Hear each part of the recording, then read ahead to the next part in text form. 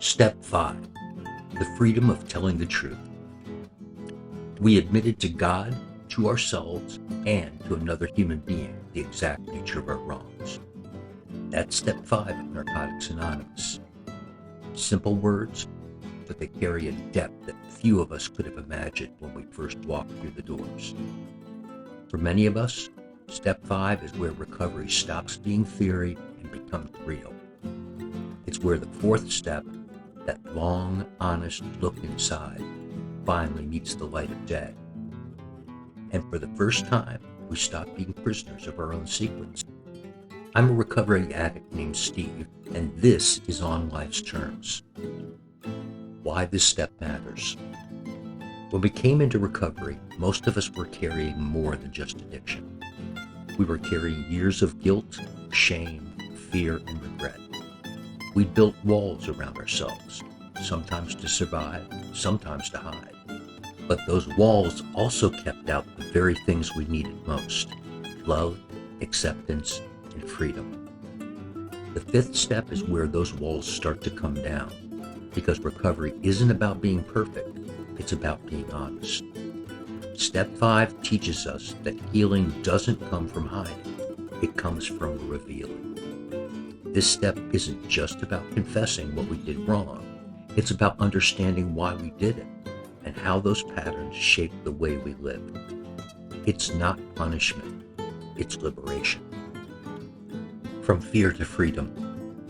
Most of us approach step 5 with fear. The idea of telling someone all the things we've kept buried, the lies, the betrayals, the harm we've caused, it feels unbearable. We wonder, what if they judge me? What do they think I'm too broken? But that fear is exactly why this step is powerful. Fear thrives in silence. It whispers, you're different, you're worse, you'll never belong. The only way to silence that voice is to bring it to the open. The miracle of step 5 is that when we finally share our truth, we discover we are not rejected, we are accepted. The person we share with doesn't run away. They nod, they understand, they maybe even laugh through tears and say, I've been there too. That's when shame begins to dissolve, because shame can't survive being spoken aloud in love. The 3 directions of honesty. Step 5 asks us to admit to God, to ourselves, and to another human being. Those 3 parts matter. Each one reaches a different corner of our spirit. First, we admit to ourselves. The 4th step started that process, but now it deepens. It's one thing to write the truth on paper. It's another to say it out loud. When we speak our truth, it becomes real. We can't edit it, justify it, or hide behind the page. We hear it with our own ears, and we realize, this is me. This is what I've done, and this is what I'm ready to let go of. Second, we admit to our higher power. For some of us, that word God is complicated. But step 5 isn't about religion, it's about relationship. It's about honesty in the presence of something greater than ourselves, however we understand that power. When we bring our truth to that power, we begin to trust that we're still loved, still worthy, still redeemable. And finally, we admit to another human being. That part changes everything, because isolation kept us sick and connection helps us heal. When another person listens without judgment, it restores something we lost long ago: faith in human love. Choosing the right person. Who we share with matters. The NA literature suggests someone who's trustworthy, spiritually grounded, and experienced in the steps, usually our sponsor.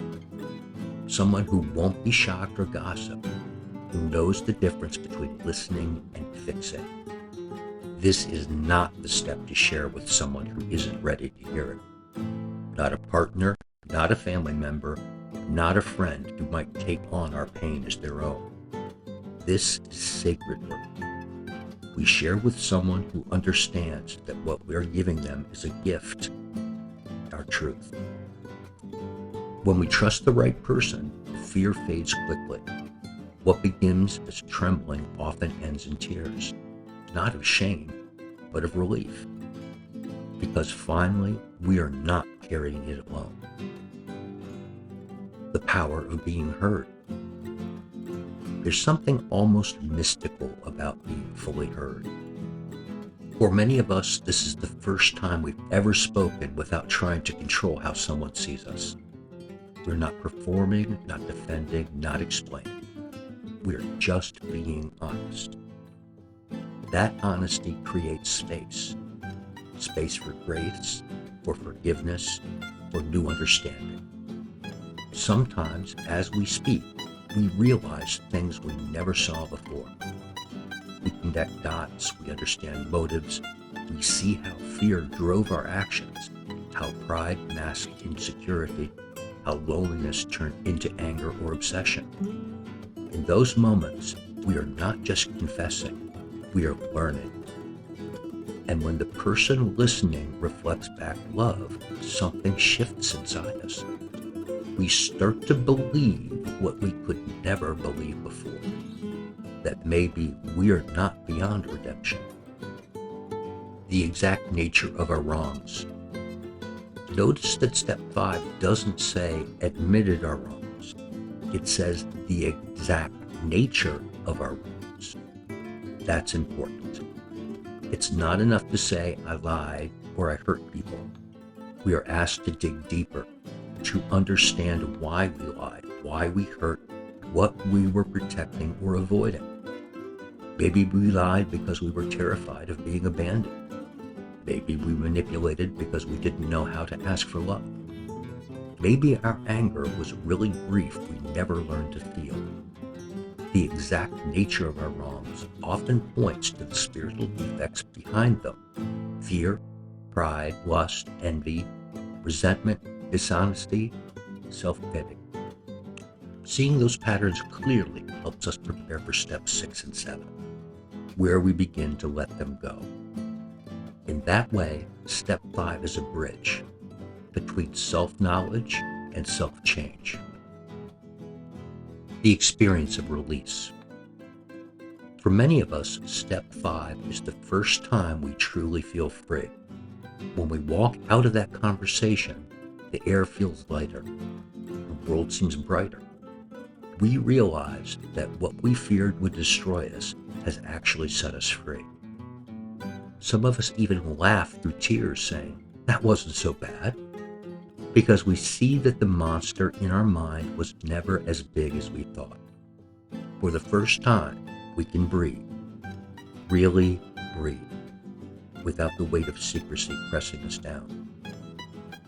This is why the program says we are as sick as our secrets, because secrets isolate, they grow in darkness, but once they're spoken, they lose their power. The gift of humility. Humility isn't humiliation. It's truth without judgment. It's seeing ourselves clearly, not better, not worse, just human. Step 5 cultivates humility because it reminds us we're not alone in our imperfection. Everyone has pain, everyone makes mistakes. Difference now is that we're willing to face ours honestly. Humility opens the door to grace. It lets us receive forgiveness, not just from others, but from ourselves. It whispers, you don't have to keep punishing yourself. You're learning, you're growing. That's a new kind of strength. Quiet, steady, real. Healing relationships. Step 5 also begins to heal our relationships, even before we make amends in step 8 and 9. Because when we own our truth, we stop projecting it onto others. We stop living in blame and start living in responsibility. When we admit the harm we've caused, we start seeing people differently.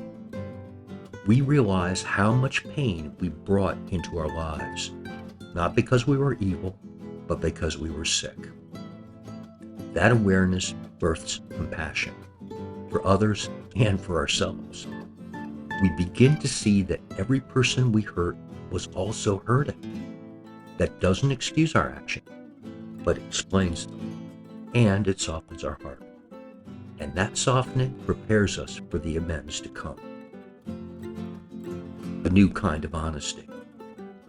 Step 5 doesn't just clear the past, it changes the way we live going forward. Once we've told the truth this deeply, lying becomes harder. Not because we've become saints, but because we've tasted freedom and we don't want to lose it. We start practicing honesty as a daily discipline. We admit when we're wrong faster, we share our feelings instead of burying them, and we ask for help instead of pretending we're fine. This new kind of honesty keeps us spiritually alive. It protects us from the slow slide back into isolation. Because relapse doesn't always start with using, it starts with hiding. And step 5 teaches us to live unhidden. The spiritual awakening. For many, step 5 is the first real spiritual awakening. Not the blinding light or thunderbolt kind, but the quiet awareness that something inside us has shifted. We start to feel connected to people, to life, to something greater. We see that we are not what we've done. We are who we are becoming. And that realization changes everything. It's step 5, grace meets honesty. And that's where the transformation begins. Living the freedom of step 5. The 5th step doesn't end when the conversation ends. It continues every time we choose truth over pride, vulnerability over image, connection over isolation.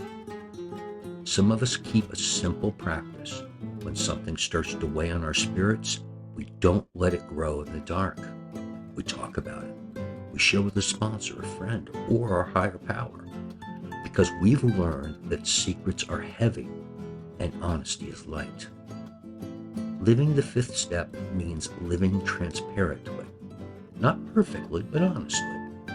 It means trusting that no matter what's inside us, we don't have to face it alone. And that trust, that deep, quiet trust, becomes one of the greatest gifts of recovery. The promise of step 5. When we complete step 5, we often experience what the literature calls a sense of relief and newfound peace. We stop living in the past. We stop rehearsing our failures. And we begin to see the possibility of becoming the person we were always meant to be. Step 5 doesn't erase our history. It redeems it. It transforms pain into purpose. Because the very things we were once ashamed of become the experiences we now use to help others. And that's how recovery works. One person's truth becomes another person's hope. Walking free. Step 5 is about more than confession. It's about connection. It's about facing the truth, sharing it, and finding that we are still loved. When we speak honestly, we join the human race again. We stop being ghost-haunted by our past and start becoming people who can look the world in the eye. We don't have to carry our secrets anymore. We don't have to hide from our reflection. We can live clean, inside and out. The 5th step is where the darkness breaks and the dawn begins. It's the moment we trade isolation for intimacy, fear for freedom, and shame for surrender. From that moment on, we walk lighter because the truth no longer weighs us down. If this message speaks to you, please subscribe to On Life's Terms on YouTube, a channel by and for addicts in recovery. Every week, we share reflections, stories, and spiritual insights that remind us we never recover alone. Let's keep walking together, one principle, one day, one heartbeat at a time. I'm a recovering addict named Steve, and this has been On Life's Terms.